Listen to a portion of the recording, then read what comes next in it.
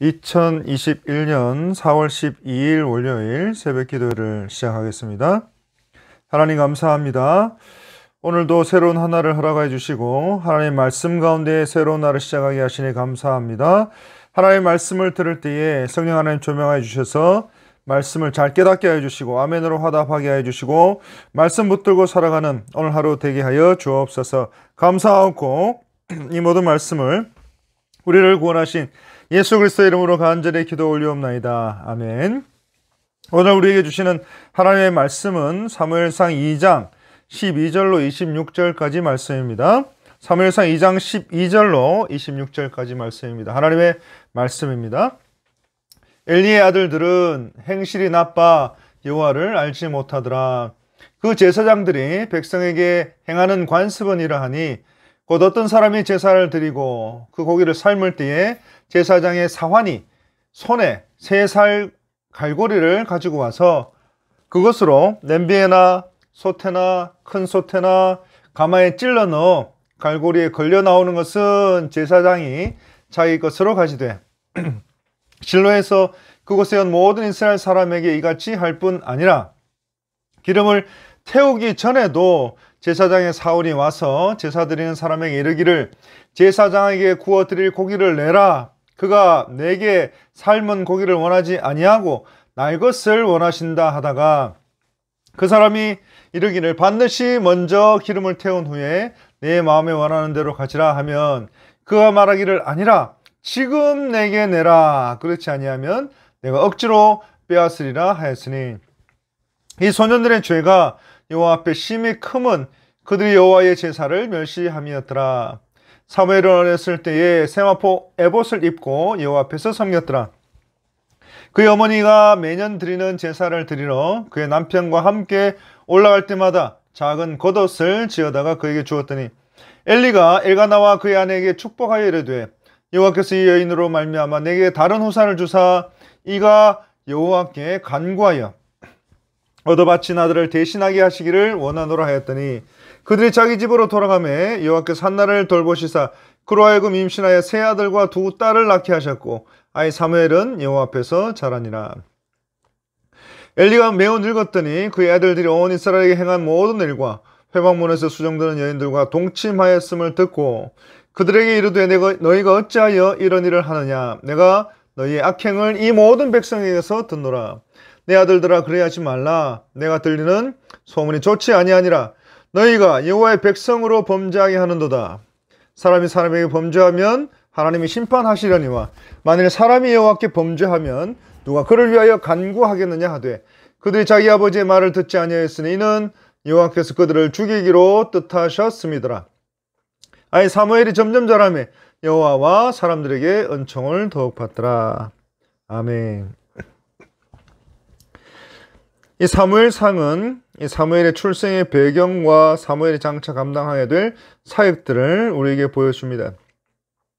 1장 20절 한나의 기도로 나온 사무엘은 28절에 보시면 하나님께 바쳐집니다. 그리고 오늘 본문 2장 18절에 사무엘은 어려서부터 세마포 옷을 입고 여호와 앞에서 섬겼다고 했습니다. 그리고 26절에 점점 자라면서 하나님께 그리고 사람들에게 인정받는 자로 성장을 합니다. 그리고 11절에 제사장 엘리가 다시 등장합니다. 그리고 12절에 엘리의 아들들의 행실이 나빠서 여호와를 알지 못했다고 했습니다. 이 엘리는 사사요 또 대제사장인 인물입니다. 이 당시 사사는 여호수아 이후부터 사울이 등장할 때까지 군사와 정치 지도자였습니다. 그리고 이 사사라고 하는 말은 원래 재판하다, 다스리다 라는 말로 소송과 분쟁을 해결하는 재판관을 말하는 것입니다. 근데 점차 그 범위와 영향력이 정치나 군사로 확대되는 것을 보게 됩니다. 그리고 그 중에서 무엇보다 이스라엘을 위기에서 구하는 구원자로서의 성격이 강한 직분이 됩니다. 그리고 바로 이 사사요 대제사장인 엘리에게 홈리와 비느하스라고 하는 2 아들이 있습니다. 그리고 대열리어서 제사장이 된 이 2 아들은 성결하고 헌신적인 삶을 사는 것이 마땅했습니다. 그런데 이 2 아들들의 행실이 나빠서 여호와를 알지 못했다고 했습니다. 행실이 나빠서라는 말은 이 불량자라는 말로 벨리아의 아들이라는 뜻입니다. 극악하고 배역하며 무가치한 자들을 가리키는 말입니다. 그런데 이들이 15절에 보면 그림을 태우기 전에도 제사장의 사원이 와서 제사 드리는 사람에 이르기를 제사장에게 구워 드릴 고기를 내라고 이야기합니다. 그가 내게 삶은 고기를 원하지 아니하고 날 것을 원하신다 합니다. 그러나 모든 제사의 제물은 가장 먼저 여호와의 몫인 기름을 번제단에 태워서 여호와께 바쳐야 했습니다. 그리고 그 후에야 비로소 제사장의 몫을 취할 수 있었습니다. 그래서 이 엘리의 두 아들의 이러한 행위는 율법을 완전히 무시한 죄악으로 하나님의 진노의 심판을 면할 수 없는 그런 일이었습니다. 그리고 16절 그 사람이 이르기를 반드시 먼저 기름을 태운 후에 내 마음에 원하는 대로 가지라 했습니다. 그러나 그가 말하기를 아니라 지금 내게 내라. 그렇지 아니하면 내가 억지로 빼앗으리라 하였으니 했습니다. 엘리 제사장을 통해서 혹은 모세와 여호수아의 명령을 통해서 이 제사를 드릴 때 쓰는 제물이 얼마나 중요한가를 잘 알고 있던 백성들은 패역한 엘리의 아들들에게 충고를 합니다. 그런데 백성들을 가르치고 훈계해야 될 제사장들이 오히려 백성들로부터 훈계를 받고 있습니다.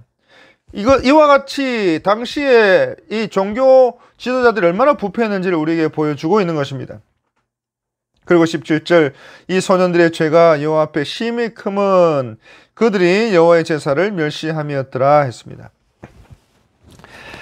사랑하는 성도 여러분, 오늘 본문은 홈니와 비나스가 감히 하나님께 올려드리는 제사를 멸시했다라고 적시하고 있습니다.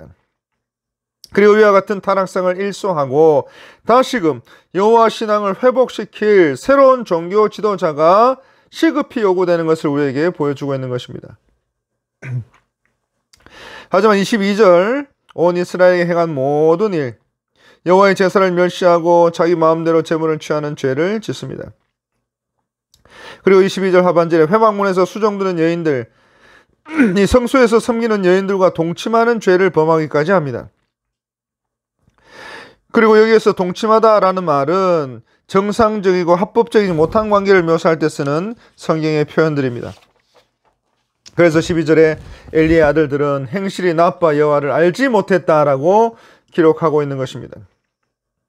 사랑하는 성도 여러분, 이 엘리의 두 아들들은 하나님의 존재를 이미 알고 있었습니다. 하지만 그들은 궁극적으로 하나님의 뜻을 행하려고 하지 않았습니다. 그리고 13절에서 25절까지 이들은 하나님을 두려워하지 않고 하나님을 업신여기는 죄를 범하게 된 것입니다.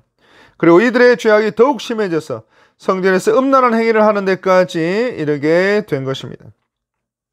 그리고 25절 그들의 이러한 죄악은 다른 사람들을 실족하게 했고 하나님께서 간과하지 않으시고 홈니와 비느하스를 죽이기로 작정하신 것입니다.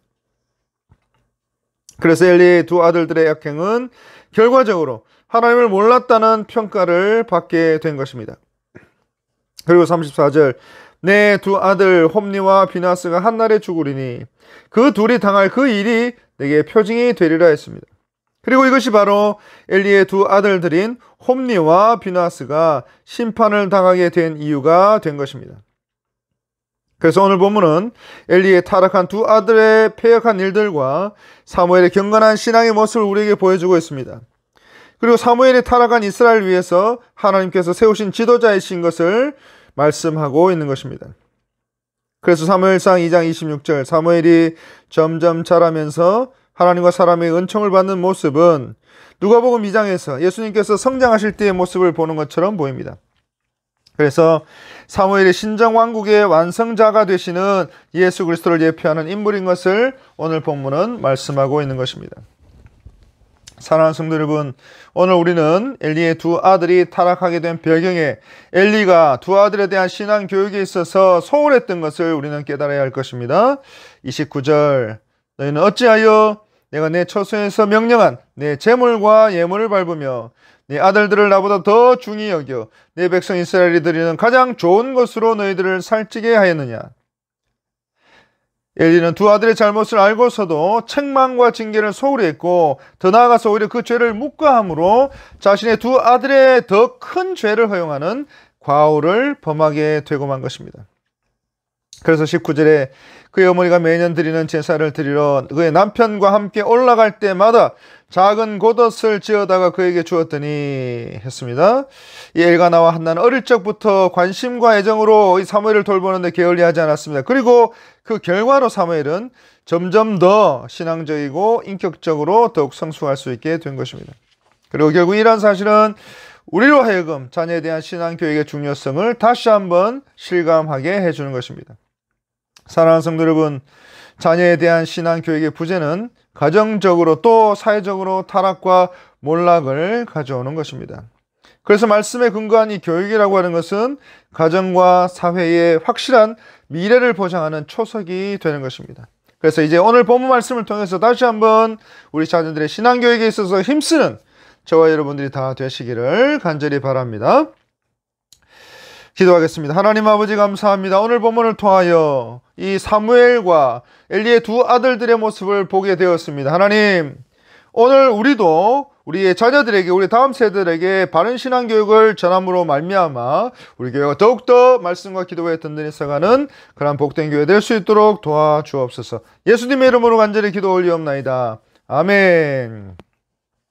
이제 기도하실 때에 먼저 70주년 기념 집회를 위해서 기도해 주시기 바랍니다. 다음 주부터 이 18일 이상규 교수님 집회를 시작으로 70주년 기념 집회가 시작되게 됩니다. 위에서 기도해 주시고 담임 목사님, 총회와 교회 사역 모든 사역 가운데 하나님께서 함께 하셔서 우리 사랑하는 목사님 잘 감당할 수 있도록 도와주옵소서.